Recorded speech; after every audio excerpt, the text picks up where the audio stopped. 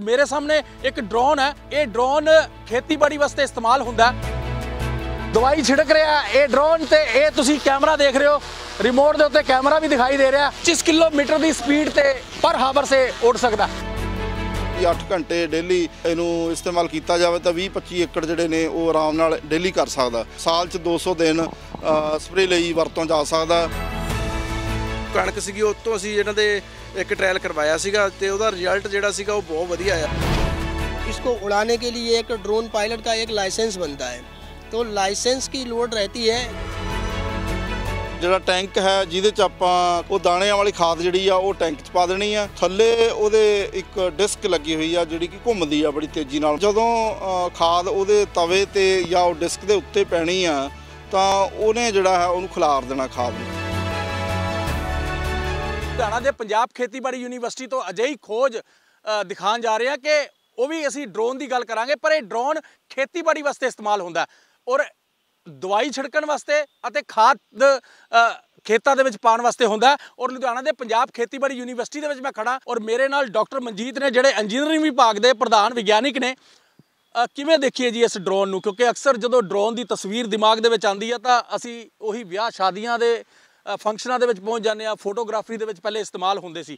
ਇਹ ਡਰੋਨ ਦੀ ਖੋਜ ਕਿਵੇਂ ਕੀਤੀ ਔਰ ਮੈਨੂੰ ਸਮਝਾਓਗੇ ਟੈਕਨੀਕਲ ਕਿ ਇੱਕ ਡਰੋਨ ਕਿਵੇਂ ਕੰਮ ਕਰਦਾ ਹੈ, ਇਹ ਕਿੱਥੇ ਕਿੱਥੇ ਦਵਾਈ ਪੈਂਦੀ ਹੈ ਔਰ ਕਿੱਥੋਂ ਕਿੱਥੋਂ ਇਹ ਪਾਈਪਾਂ ਤੋਂ ਇਹ ਛਿੜਕੀ ਜਾਂਦੀ ਹੈ। ਸੋ ਇਹਦੇ 'ਚ ਜਿੱਦਾਂ ਆਪਾਂ ਅੱਜ ਗੱਲਬਾਤ ਕਰ ਰਹੇ ਹਾਂ ਡਰੋਨ ਦਾ ਜਿਹੜਾ ਇਸਤੇਮਾਲ ਖੇਤੀਬਾੜੀ 'ਚ ਕਿਵੇਂ ਕਰਨਾ ਹੈ, ਇਹਦੇ ਅਸੀਂ ਤਜਰਬੇ ਪਿਛਲੇ 5-6 ਸਾਲਾਂ ਤੋਂ ਕਰ ਰਹੇ ਹਾਂ ਤੇ ਬੜੀ ਲਾਹੇਵੰਦ ਚੀਜ਼ ਆ, ਬੜੀ ਲਾਹੇਵੰਦ ਟੈਕਨੋਲੋਜੀ ਆ ਇਹ। ਕਿਉਂਕਿ ਜਿਵੇਂ ਪਹਿਲਾਂ ਦੇਖਿਆ ਗਿਆ ਜੀ ਸਪਰੇਅ ਕਰਦੇ ਸੀ ਤਾਂ ਜਿਹੜੀ ਲੇਬਰ ਚਾਹੀਦੀ ਆ, ਫਿਰ ਉਹ ਜਿਹੜੀ ਜਦੋਂ ਸਪਰੇਅ ਕਰਨਾ ਤਾਂ ਜਿਹੜਾ ਸਪਰੇਅ ਕਿਉਂਕਿ ਉਹ ਕੀਟਨਾਸ਼ਕ ਆ, ਉਹ ਦਵਾਈ ਆ, ਉਹ ਥੋੜ੍ਹਾ ਗਲਤ ਵੀ ਉਹਦਾ ਅਸਰ ਹੁੰਦਾ ਹੈ ਮਤਲਬ ਹਿਊਮਨ ਆਦਮੀਆਂ 'ਤੇ ਜਾਂ ਹਿਊਮਨ 'ਤੇ।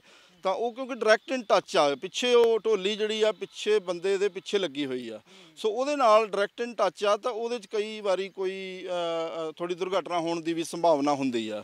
ਸੋ ਇਹਦੇ 'ਚ ਤੁਸੀਂ ਦੇਖੋਗੇ ਡਰੋਨ ਬਿਲਕੁਲ ਦੂਰ ਉੱਡ ਰਿਹਾ। ਜੇ ਪਾਇਲਟ ਜਿਹੜਾ ਉਡਾ ਰਿਹਾ ਉਹਨੂੰ ਜਿਹੜਾ ਟ੍ਰੇਨਡ ਪਾਇਲਟ ਆ ਉਹ ਦੂਰ ਉੱਥੋਂ ਉਡਾ ਰਿਹਾ, ਸੋ ਉਹ ਸੰਭਾਵਨਾ ਬਿਲਕੁਲ ਹੀ ਖਤਮ ਹੋ ਜਾਂਦੀ ਆ ਜਿਹੜੀ ਕੋਈ ਐਕਸੀਡੈਂਟ ਹੋਣ ਦੀ ਸੰਭਾਵਨਾ ਹੁੰਦੀ ਉਹਦੀ। ਹਾਂ, ਸੋ ਇਹ ਜਿੱਦਾਂ ਤੁਸੀਂ ਦੇਖ ਰਹੇ ਆ ਇਹਦੇ 'ਚ ਡਰੋਨ ਜਿਹੜਾ 6 ਇਹਦੇ 'ਚ ਰੋਟਰ ਲੱਗੇ ਹੋਏ ਨੇ। ਸੋ ਇਹ 6 ਰੋਟਰ ਜਿਹੜੇ ਨੇ ਇਹਦੇ ਨਾਲ ਜਿਹੜੀਆਂ ਹੈ ਮੋਟਰਾਂ ਲੱਗੀਆਂ ਨੇ। ਸੋ ਇਹਨੂੰ ਜਦੋਂ ਉਡਾਉਣ ਵਿੱਚ ਜਿਹੜੀਆਂ ਹੈ ਇਹ ਮੋਟਰਾਂ ਅਤੇ ਇੰਪੈਲਰ ਜਿਹੜੇ ਲੱਗੇ ਨੇ, ਪ੍ਰੋਪੈਲਰ ਜਿਹੜੇ ਲੱਗੇ ਨੇ, ਇਹਨੂੰ ਉਡਾਉਣ 'ਚ ਸਹਾਈ ਹੁੰਦੇ ਨੇ। ਸੋ ਇਹਦੇ ਥੱਲੇ ਤੁਸੀਂ ਡਾਇਰੈਕਟ ਦੇਖ ਰਹੇ ਆ ਵੀ ਨੋਜ਼ਲਾਂ ਲੱਗੀਆਂ ਹੋਈਆਂ ਜਿਹੜੀਆਂ ਸਪਰੇਅ ਵਾਲੀਆਂ। ਸੋ ਸਪਰੇਇੰਗ ਸਿਸਟਮ ਜਿਵੇਂ ਇੱਕ ਟਰੈਕਟਰ ਵਾਲਾ ਸਪਰੇਇੰਗ ਸਿਸਟਮ ਹੈ ਉਹ ਵੱਡਾ ਹੁੰਦਾ ਹੈ, ਇਹ ਛੋਟੇ ਸਕੇਲ 'ਚ ਜਿਹੜਾ ਹੈ ਪੂਰਾ ਸਪਰੇਇੰਗ ਸਿਸਟਮ ਅਸੀਂ ਯੂਨੀਵਰਸਿਟੀ ਵੱਲੋਂ ਵੀ ਇਹਨੂੰ ਪਿੱਛੇ ਜੇ ਰਿਕਮੈਂਡੇਸ਼ਨ ਇਹਦੀ ਦਿੱਤੀ ਹੈ। ਸਪਰੇਇੰਗ ਸਿਸਟਮ ਜਿਹੜਾ ਇਹਦਾ ਸਪੈਸ਼ਲੀ ਇਹਦੇ ਲਈ ਬਣਾਇਆ ਗਿਆ ਡਰੋਨ ਲਈ। ਸੋ ਇਹਦੇ 'ਚ ਉਸ ਤਰ੍ਹਾਂ ਹੀ ਜਿਵੇਂ ਇੱਕ ਪਾਣੀ ਦਾ ਟੈਂਕ ਤੁਸੀਂ ਦੇਖ ਰਹੇ ਆ 10-12 ਲੀਟਰ ਪਾਣੀ ਦੀ ਜਿਹੜਾ ਪਾਣੀ ਦੇ ਵਿੱਚ ਜਿਹੜਾ ਹੈ ਘੋਲ ਉਹਦਾ ਕੀਟਨਾਸ਼ਕ ਦਾ ਮਿਲਾ ਕੇ ਇਹਦੇ ਵਿੱਚ ਪਾਇਆ ਜਾਂਦਾ। ਸੋ ਉਦੋਂ ਬਾਅਦ ਇਹਦੇ 'ਚ ਪੰਪ ਲੱਗਿਆ ਹੋਇਆ, ਪਾਈਪਾਂ ਲੱਗੀਆਂ ਨੇ, ਸੋ ਨੋਜ਼ਲਾਂ ਲੱਗੀਆਂ ਨੇ, ਸਪੈਸ਼ਲਾਈਜ਼ ਨੋਜ਼ਲਾਂ ਨੇ ਜਿਹੜੀਆਂ ਕਿ ਡਰਿਫਟ ਘੱਟ ਕਰਦੀਆਂ ਨੇ। ਸੋ ਇਸ ਤਰ੍ਹਾਂ ਇਹ ਸਾਰਾ ਸਪਰੇਇੰਗ ਵਾਲਾ ਸਿਸਟਮ ਜਿਹੜਾ ਹੈ ਉਹ ਅਸੀਂ ਯੂਨੀਵਰਸਿਟੀ ਵੱਲੋਂ ਰਿਕਮੈਂਡ ਕੀਤਾ ਪਿੱਛੇ ਜੇ। ਅਤੇ ਇਹ ਜਿਹੜਾ ਹੈ ਸਪਰੇਇੰਗ ਲਈ ਸਪੈਸ਼ਲੀ ਕਿਸੇ ਵੀ ਫਸਲ ਵਾਸਤੇ ਔਰ ਕਿਸੇ ਵੀ ਸਟੇਜ ਫਸਲ ਦੀ ਹੈ ਉਹਦੇ ਵਾਸਤੇ ਜਿਹੜਾ ਹੈ ਵਰਤੋਂ 'ਚ ਲਿਆਇਆ ਜਾ ਸਕਦਾ। ਅੱਛਾ ਡਾਕਟਰ ਮਨਜੀਤ, ਇਹ ਜਿਹੜੀਆਂ ਨੋਜ਼ਲਾਂ ਨੇ ਇਹ ਮਤਲਬ ਅਗਰ ਆਪਾਂ ਇਹ ਗਿਣਤੀ ਕਰਦੇ 6 ਨੋਜ਼ਲਾਂ ਨੇ, ਇਹ ਥੱਲੇ ਜਿਹੜਾ ਇਹ ਟੈਂਕਰ ਹੈ। ਹਾਂਜੀ, ਆਹ ਟੈਂਕ ਆ ਜੀ ਪਾਣੀ ਵਾਲਾ ਤੇ ਇਹਦੇ 'ਚ ਥੱਲੇ ਤੁਸੀਂ ਦੇਖੋਗੇ ਪੰਪ ਆ, ਉਹਦੇ ਨਾਲ ਆਹ ਪਾਈਪਸ ਨੇ। ਇਹਨਾਂ ਪਾਈਪਾਂ ਦੇ ਥਰੂ ਜਿਹੜਾ ਆਹ ਨੋਜ਼ਲਾਂ 'ਚ ਜਿਹੜਾ ਹੈ ਸਪਰੇਅ ਆ ਜਾਂਦਾ। ਜਿੱਦਾਂ ਇਹ ਤੁਸੀਂ ਦੇਖ ਰਹੇ 4 ਨੋਜ਼ਲਾਂ ਨੇ ਇਹ।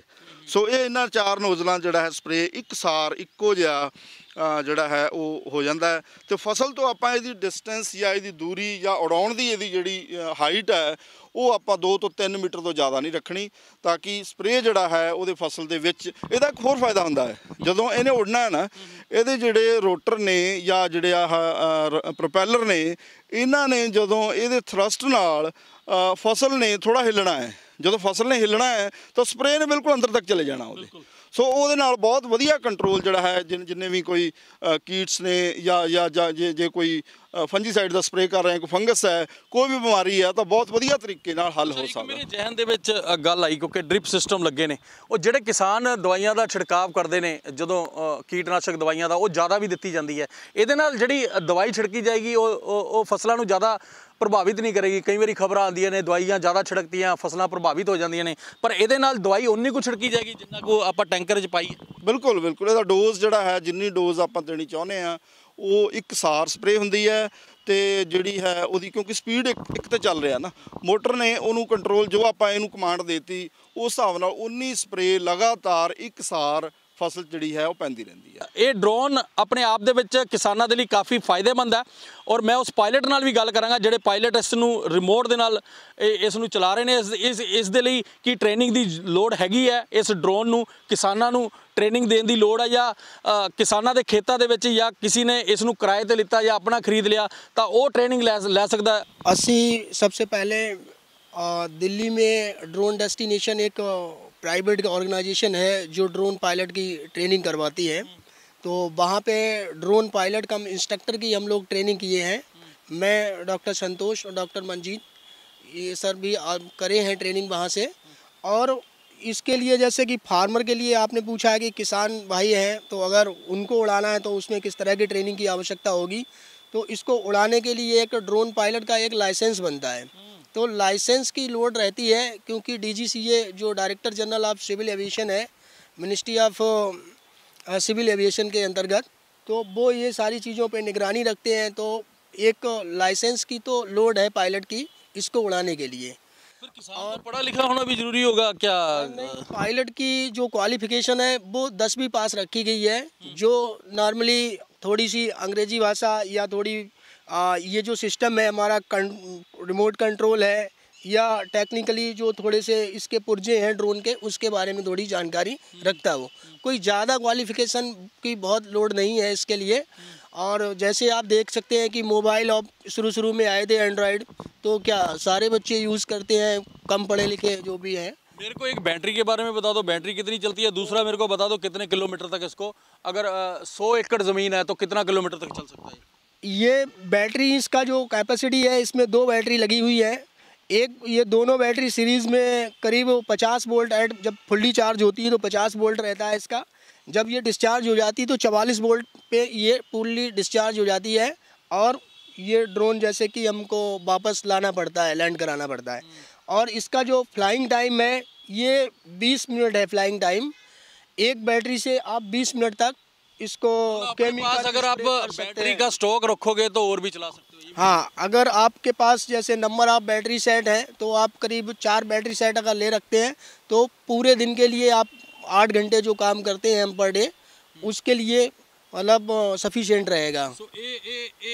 ये डॉक्टर संतोष ये रिमोट है मेरे कोल पूरा जड़ा बनया होया इस ये रिमोट है। इसमें जैसे इसको थ्रोटल अप डाउन, इससे क्या है कि ड्रोन को ऊपर नीचे किया जा सकता है। इसमें लेफ्ट और राइट यहाँ पे टर्न लेने के लिए इसमें कैमरा भी लगा है अंदर। इसमें एक कैमरा है जो ड्रोन के अंदर कैमरा लगा है। ड्रोन के आगे साइड में एक कैमरा है जो कि हमको ये दिखाता रहता है कि ड्रोन कितनी दूरी तक ये चला गया। वहाँ पे रिकॉर्डिंग भी कर सकते हैं जैसे फोटोग्राफी में रिकॉर्डिंग होता है। नहीं, उसमें रिकॉर्डिंग सेव करने का ऑप्शन नहीं है, ये लाइव ही दिखाता है। तो रिकॉर्डिंग सेव करने का भी हो सकता है इसमें? हाँ, सेव करने का अगर कोई इसमें मेमोरी कार्ड इसमें अगर इस तरह से प्रोग्रामिंग कर दी जाए तो इसमें जो रिकॉर्डिंग भी की जा सकती है। अच्छा डॉक्टर ਮਨਜੀਤ ਮੇਰੇ ਜ਼ਿਹਨ ਦੇ ਵਿੱਚ ਆ ਰਿਹਾ, ਮੈਂ ਡਾਕਟਰ ਸੰਤੋਸ਼ ਨਾਲ ਗੱਲ ਕਰ ਰਿਹਾ ਸੀ, ਇਹਦੇ ਉੱਤੇ ਸਬਸਿਡੀ ਵੀ ਹੈ ਸਰਕਾਰ ਵੱਲੋਂ। ਇਹਨਾਂ ਨੇ ਇੱਕ ਗੱਲ ਕੀਤੀ ਹੈ ਟੈਕਨੀਕਲੀ, ਕਿਸਾਨ ਤਾਂ ਜ਼ਿਆਦਾ ਪੜ੍ਹੇ ਲਿਖੇ ਹੁੰਦੇ ਨਹੀਂ, ਇਹ ਕਹਿੰਦੇ 10ਵੀਂ ਜ਼ਰੂਰੀ ਹੈ, ਤਾਂ ਇਹ ਕਿਵੇਂ ਫਿਰ ਇਸਤੇਮਾਲ ਹੋ ਸਕਦਾ ਉਹ ਵੀ ਦੱਸ ਦਿਓ ਥੋੜ੍ਹਾ।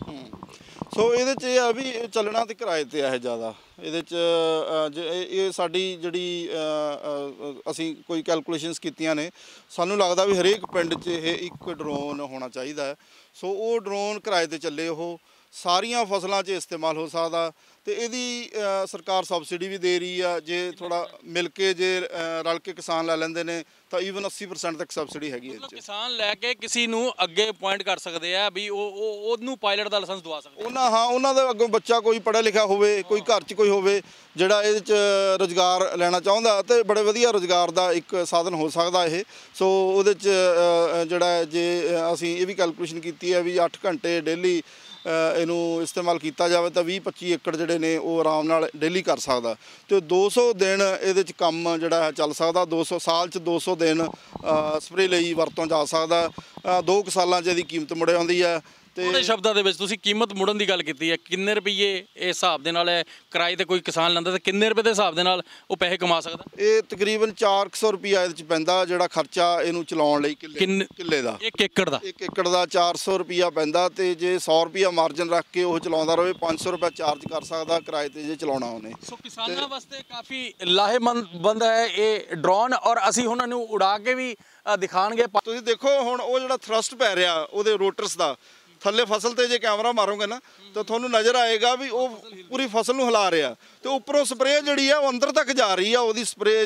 ਜੇ ਕੋਈ ਵੱਡੀ ਫਸਲ, ਇਹ ਤਾਂ ਚਲੋ ਮੂੰਗੀ ਆ ਨਾ, ਜੇ ਕਾਟਨ ਵਗੈਰਾ ਜਾਂ ਹੋਰ ਜਿਹੜੀ ਗੰਨਾ ਹੈ ਉੱਚੀ ਫਸਲ ਆ ਜਿਹੜੀ, ਉਹਨੂੰ ਪੂਰਾ ਥਰਸਟ ਨਾਲ ਜਦੋਂ ਉਹਨੇ ਫਸਲ ਨੂੰ ਹਿਲਾ ਦੇਣਾ ਤੇ ਸਪਰੇਅ ਉਹਦੇ ਅੰਦਰ ਤੱਕ ਜਾਣੀ ਆ। ਇਹ ਪੂਰੀ ਤਰ੍ਹਾਂ ਦਵਾਈ ਛਿੜਕ ਰਿਹਾ ਇਹ ਡਰੋਨ ਤੇ ਇਹ ਤੁਸੀਂ ਕੈਮਰਾ ਦੇਖ ਰਹੇ ਹੋ, ਰਿਮੋਟ ਦੇ ਉੱਤੇ ਕੈਮਰਾ ਵੀ ਦਿਖਾਈ ਦੇ ਰਿਹਾ ਔਰ ਤਕਰੀਬਨ 25 ਕਿਲੋਮੀटर तक है 25 किलोमीटर की स्पीड से उड़ सकता है। 25 किलोमीटर ਦੀ ਸਪੀਡ ਤੇ ਪਰ ਹਾਵਰ ਸੇ ਉੱਡ ਸਕਦਾ। ਸੋ ਅਸੀਂ ਲੁਧਿਆਣਾ ਪੰਜਾਬ ਖੇਤੀਬਾੜੀ ਯੂਨੀਵਰਸਿਟੀ ਨਾਲ ਹੋਰ ਵੀ ਜੁੜੀਆਂ ਖੋਜਾਂ ਇਹਦੇ 'ਚ ਮੈਂ ਇੱਕ ਤੁਹਾਨੂੰ ਹੋਰ ਵੀ ਫੀਡਬੈਕ ਸਾਡੇ ਨਾਲ ਅਸੀਂ ਪਿੱਛੇ ਜੇ ਜਦੋਂ ਇਹਦਾ ਸੀਜ਼ਨ ਨਿਕਲਿਆ ਆਪਣੇ ਕਣਕ ਵਾਲਾ, ਉਹਦੇ 'ਚ ਲਾਸਟ ਸਟੇਜ ਤੇ ਫੰਗੀਸਾਈਡ ਦੀ ਸਪਰੇਅ ਕਈ ਪਿੰਡਾਂ 'ਚ ਜਿਹੜੀ ਆ ਇੱਕ ਕੰਪਨੀ ਨੇ ਕਰਵਾਈ। ਉਹਦੇ 'ਚ ਇੱਕ ਫਾਰਮਰ ਆਪਣੇ ਨਾਲ ਨੇ, ਉਹਦਾ ਫੀਡਬੈਕ ਵੀ ਆਪਾਂ ਲੈ ਸਕਦੇ ਹਾਂ। ਸੋ ਮੇਰੇ ਨਾਲ ਫਾਰਮਰ ਵੀ ਹੈ, ਫੀਡਬੈਕ ਦੱਸੋ ਕੀ ਸਰ ਇਹਦੇ ਜਿਹੜੇ ਰਿਜ਼ਲਟ ਆ ਜੀ ਉਹ ਬੈਸਟ ਆਏ ਆ। ਅਸੀਂ ਪਹਿਲਾਂ POU ਨਾਲ ਕੰਟੈਕਟ ਕੀਤਾ ਸੀਗਾ ਵੀ ਅਸੀਂ ਪਹਿਲਾਂ ਇੱਕ ਕਿੱਲੇ ਦੇ ਵਿੱਚ ਸਪਰੇਅ ਕਰਾ ਕੇ ਦੇਖਣੀ ਸੀਗੀ ਵੀ ਜੋ ਇਹਦਾ ਰਿਜ਼ਲਟ ਆ ਬੈਸਟ ਆ ਰਿਹਾ ਤਾਂ ਅਸੀਂ ਅੱਗੇ ਤੋਂ ਜੋ ਸਾਡੇ ਜੇ 10 ਕਿੱਲੇ ਆ ਤਾਂ ਅਸੀਂ ਉਹ ਵੀ ਤਜਰਬਾ ਕਰਕੇ ਦੇਖੀਏ। ਅਸੀਂ ਫਿਲਹਾਲ ਜਿਹੜੀ ਕਣਕ ਦੀ ਕ੍ਰੌਪ ਨਿਕਲ ਕੇ ਹਟੀ ਆ, ਜੋ ਕਣਕ ਸੀਗੀ ਉਹ ਤੋਂ ਅਸੀਂ ਇਹਨਾਂ ਦੇ ਇੱਕ ਟ੍ਰਾਇਲ ਕਰਵਾਇਆ ਸੀਗਾ ਤੇ ਉਹਦਾ ਰਿਜ਼ਲਟ ਜਿਹੜਾ ਸੀਗਾ ਉਹ ਬਹੁਤ ਵਧੀਆ ਆਇਆ ਵਾ। ਹੁਣ ਅਸੀਂ ਉਹ ਡਰੋਨ ਦਿਖਾਉਣ ਜਾ ਰਹੇ ਹਾਂ ਜਿਹੜਾ ਫਸਲਾਂ ਦੇ ਅੰਦਰ ਜਾ ਕੇ ਖਾਦ ਦਾ ਜਿਹੜਾ ਉਹ ਛਿੜਕਾਅ ਕਰੇਗਾ। ਕਿੰਨੀ ਖਾਦ ਚਾਹੀਦੀ ਹੈ, ਕਿਸ ਹਿਸਾਬ ਦੇ ਨਾਲ ਚਾਹੀਦੀ ਹੈ, ਇਹ ਉਹ ਡਰੋਨ ਹੈ। ਪਹਿਲਾ ਡਰੋਨ ਜਿਹੜਾ ਸੀ ਉਹ ਦਵਾਈ ਛਿੜਕਾਅ ਕਰਦੇ ਅਸੀਂ ਤਸਵੀਰਾਂ ਦਿਖਾਈਆਂ। ਉਹ ਹੁਣੇ ਦੂਸਰਾ ਡਰੋਨ ਜਿਹੜਾ ਇਹਦੇ ਵਿੱਚ ਖਾਦ ਪਾਈ ਹੈ ਔਰ ਖਾਦ ਕਿੰਨੀ ਕੁ ਦੇਗਾ ਖੇਤਾਂ ਦੇ ਵਿੱਚ ਜਾ ਕੇ। ਸੋ ਜਿੱਦਾਂ ਤੁਸੀਂ ਦੇਖ ਰਹੇ ਆ ਵੀ ਪਹਿਲਾ ਜਿਹੜਾ ਡਰੋਨ ਸੀ ਉਹ ਸਪਰੇਅ ਵਾਲਾ ਸੀ, ਦੂਸਰਾ ਜਿਹੜਾ ਇਹ ਹੁਣ ਤੁਸੀਂ ਦੇਖ ਰਹੇ ਆ ਇਹ ਹੈਗਾ ਖਾਦ ਖਿਲਾਰਨ ਵਾਲਾ। ਇਹਦੇ 'ਚ ਜਿਹੜਾ ਹੈ ਸਿਸਟਮ ਖਾਦ ਖਿਲਾਰਨ ਵਾਲਾ ਤੁਸੀਂ ਦੇਖੋਗੇ ਵੀ ਥੱਲੇ ਉਹ ਡਿਸਕ ਲੱਗੀ ਹੋਈ ਆ ਤੇ ਜਿਹੜਾ ਟੈਂਕ ਹੈ ਜਿਹਦੇ 'ਚ ਆਪਾਂ ਖਾਦ ਪਾ ਦੇਣੀ ਆ। ਖਾਦ ਗ੍ਰੈਨੂਲਰ ਜਿਹੜੀ ਦਾਣੇ ਵਾਲੀ ਖਾਦ ਆ, ਮਤਲਬ ਉਹ ਦਾਣਿਆਂ ਵਾਲੀ ਖਾਦ ਜਿਹੜੀ ਆ ਉਹ ਟੈਂਕ 'ਚ ਪਾ ਦੇਣੀ ਆ। ਥੱਲੇ ਉਹਦੇ ਇੱਕ ਡਿਸਕ ਲੱਗੀ ਹੋਈ ਆ ਜਿਹੜੀ ਕਿ ਘੁੰਮਦੀ ਆ ਬੜੀ ਤੇਜ਼ੀ ਨਾਲ, ਮੋਟਰ ਨਾਲ ਉਹਨੂੰ ਘੁਮਾਇਆ ਗਿਆ। ਸੋ ਉਹਦੇ ਨਾਲ ਜਦੋਂ ਖਾਦ ਉਹਦੇ ਤਵੇ ਤੇ ਜਾਂ ਉਹ ਡਿਸਕ ਦੇ ਉੱਤੇ ਪੈਣੀ ਆ ਤਾਂ ਉਹਨੇ ਜਿਹੜਾ ਹੈ ਉਹਨੂੰ ਖਿਲਾਰ ਦੇਣਾ ਖਾਦ ਨੂੰ ਖੇਤ 'ਚ। ਅੱਛਾ, ਮੈਂ ਸਮਝਿਆ ਕਿ ਦੋਨੋਂ ਡਰੋਨ ਇੱਕੋ ਜਿਹੇ ਨੇ। ਡਰੋਨ ਸੇਮ ਹੈ, ਡਰੋਨ 'ਚ ਕੋਈ ਫਰਕ ਨਹੀਂ, ਬਸ ਸਿਸਟਮ ਤੁਸੀਂ ਚੇਂਜ ਕਰਤਾ। ਉਹਦੇ 'ਚ ਦਵਾਈ, ਹਾਂ ਉਹਦੇ ਦਵਾਈ ਵਾਲਾ ਟੈਂਕ ਆ ਤੇ ਨੋਜ਼ਲਾਂ ਨੇ ਤੇ ਉਹ ਬਾਕੀ ਪਾਈਪਾਂ ਸਾਰਾ ਉਹ ਸਿਸਟਮ ਆ। ਸਪਰੇਅ ਵਾਲਾ ਉਹੀ ਹੈ, ਮੁੱਲ ਉਹੀ ਹੈ, ਸਬਸਿਡੀ ਉਹੀ ਹੈ, ਸਭ ਕੁਝ ਸਭ ਸੇਮ ਆ। ਸਭ ਸਿਰਫ ਜਿਹੜਾ ਹੈ ਖਾਦ ਖਿਲਾਰਨ ਵਾਲਾ ਸਿਸਟਮ ਜਿਹੜਾ ਇਹਦੇ ਥੱਲੇ ਵੀ ਲਗਾਤਾ। ਹਾਂ ਇੱਕ ਹੋਰ ਜਿਹੜੀ ਗੱਲ ਮੈਂ ਜ਼ਰੂਰ ਐਡ ਕਰਾਂਗਾ, ਇਹ ਨਹੀਂ ਵੀ ਤੁਸੀਂ ਹੁਣ 2 ਡਰੋਨ ਲੈਣੇ ਆ, ਇੱਕ ਡਰੋਨ ਤੇ ਹੀ ਦੋਨੇ ਸਿਸਟਮ ਫਿੱਟ ਹੋ ਸਕਦੇ ਨੇ। ਜਿੱਦਾਂ ਤੁਸੀਂ ਦੇਖ ਰਹੇ ਆ ਇਹਦੇ 'ਚ ਵੀ ਨੋਜ਼ਲਾਂ ਲੱਗੀਆਂ ਹੋਈਆਂ ਨੇ।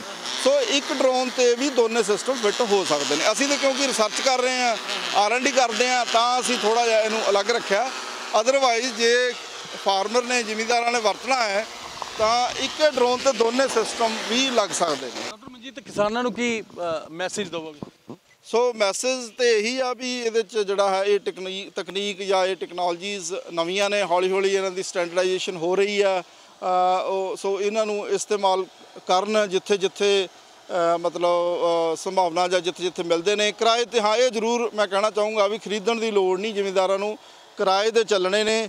ਸੋ ਹਜੇ ਤੁਸੀਂ ਕਿਰਾਏ ਵਾਲੀਆਂ ਕੰਪਨੀਆਂ ਜਿਹੜੀਆਂ ਹੌਲੀ ਹੌਲੀ ਆ ਰਹੀਆਂ ਨੇ, ਸਟਾਰਟਅਪ ਇਹਦੇ ਆ ਰਹੇ ਨੇ, ਸੋ ਉਹਨਾਂ ਤੋਂ ਤੁਸੀਂ ਟਰਾਇਲ ਲਵਾਓ, ਪਹਿਲਾਂ ਆਪਣੀ ਤਸੱਲੀ ਕਰੋ ਪੂਰੀ, ਫਿਰ ਉਸ ਤੋਂ ਬਾਅਦ ਜਿਹੜਾ ਹੈ ਜਿਵੇਂ ਤੁਹਾਡਾ ਮਨ ਬਣਦਾ ਹੈ ਵੀ ਸਪਰੇਅ ਕਰਾਉਣੀ ਆ ਜਾਂ ਖਾਦ ਛਿੜਕਣੀ ਆ, ਕਿਹੜੀ ਫਸਲ ਕਿਹੜੀ ਫਸਲ ਤੁਸੀਂ ਬੀਜਦੇ ਆ, ਇਹ ਸਪੈਸ਼ਲੀ ਗੰਨੇ ਦੀ ਫਸਲ, ਨਰਮੇ ਦੀ ਫਸਲ ਜਾਂ ਜਿਹੜੇ ਬਾਗ ਨੇ, ਬਾਗਾਂ ਦੀਆਂ ਫਸਲਾਂ, ਬਾਗਾਂ ਵਾਸਤੇ ਜਿਹੜਾ ਹੈ ਬੜਾ ਵਧੀਆ ਇਹ ਜਿਹੜਾ ਹੈ ਇਹ ਤਕਨੀਕ ਸਪਰੇਅ ਕਰਨ ਲਈ ਤੇ ਖਾਦ ਖਿਲਾਰਨ ਲਈ ਵਰਤੀ ਜਾ ਸਕਦੀ ਹੈ। ਸੋ ਅਗਰ ਕਿਸਾਨ ਇਹਨਾਂ ਤਸਵੀਰਾਂ ਨੂੰ ਦੇਖ ਰਹੇ ਨੇ ਤਾਂ ਲੁਧਿਆਣਾ ਪੰਜਾਬ ਖੇਤੀਬਾੜੀ ਯੂਨੀਵਰਸਿਟੀ ਦੇ ਵਿੱਚ ਆ ਕੇ ਡਾਕਟਰ ਮਨਜੀਤ ਨੂੰ ਮਿਲ ਸਕਦੇ ਨੇ।